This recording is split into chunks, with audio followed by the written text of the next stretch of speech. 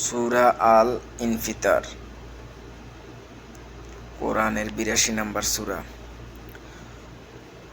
আউযু বিল্লাহি মিনাশ শাইতানির রাজিম। বিসমিল্লাহির রহমানির রহিম। ইযাস সামাউন ফাতারাত, যখন আসমান পেটে যাবে। ওয়াইজাল কাওয়াকিবুন তাসারাত, যখন তারকাগুলো বিক্ষিপ্ত হয়ে ঝরে পড়বে। ওয়াইজাল বিহারু ফুজ্জিরাত, সমুদ্রকে যখন উত্তাল করে তোলা হবে। ওয়াইজাল কুবুরু বুশিরাত, যখন কবরস্থানে থেকে মানুষদেরকে উঠানো হবে। আলিমাত নাফসুম মা কাদ্দামাত ওয়া আখারাত, তখন প্রত্যেকে জেনে নিবে সে কি আগে পাঠিয়েছিল আর কি পেয়েছেন, কি পিছনে ছেড়ে এসেছিল। ইয়া আইয়ুহাল ইনসানু মা গাররাকা বিরাব্বিকাল কারীম, হে মানুষ, কিসে তোমাকে তোমার মহান প্রতিপালক সম্পর্কে ধোঁকায় ফেলে দিয়েছে।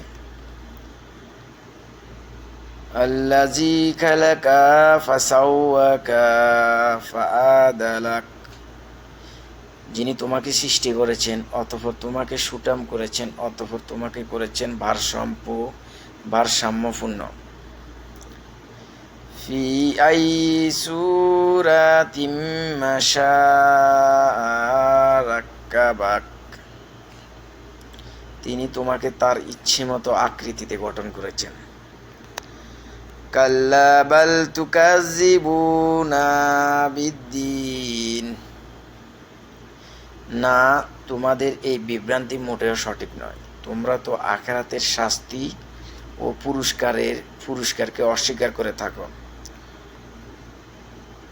ওয়া ইন্না আলাইকুম লাহাফিজিন, অবশ্যই তোমাদের উপর নিযুক্ত আছে তত্ত্বাবধায়কগণ।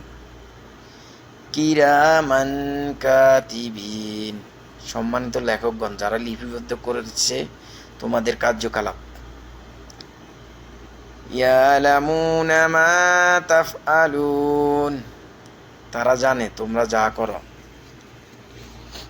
ইন্নাল আবরারা লাফি নাঈম, নেককারগণ থাকবেন নানান নিয়ামতের মাঝখানে বা মাঝে, বেহেশতে।